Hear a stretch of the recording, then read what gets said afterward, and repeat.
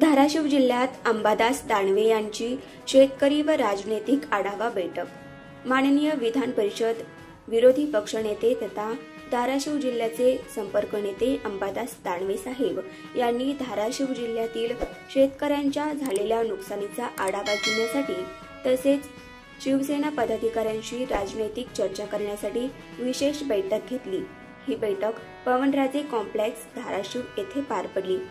बैठकीत जिल्ह्यातील शेतकऱ्यांचे प्रश्न, अतिवृष्टीमुळे झालेल्या पिकांच्या नुकसानीची माहिती तसेच शेतकऱ्यांना मिळणाऱ्या मदतीच्या उपाययोजनांवर सविस्तर चर्चा झाली।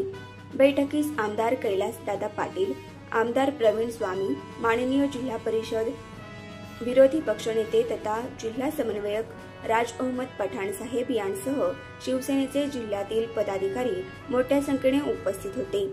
अंबादास दानवे यांनी शेतकऱ्यांच्या प्रश्नांना न्याय मिळवून देण्यासाठी आवाज बुलंद करण्याचा निर्धार व्यक्त केला। तसेच संघटनात्मक दृष्ट्या जिल्ह्यातील पदाधिकाऱ्यांना कार्यकर्त्यांशी सातत्याने संपर्क ठेवून पक्ष अधिक बळकट करण्याचं आवाहन केलं।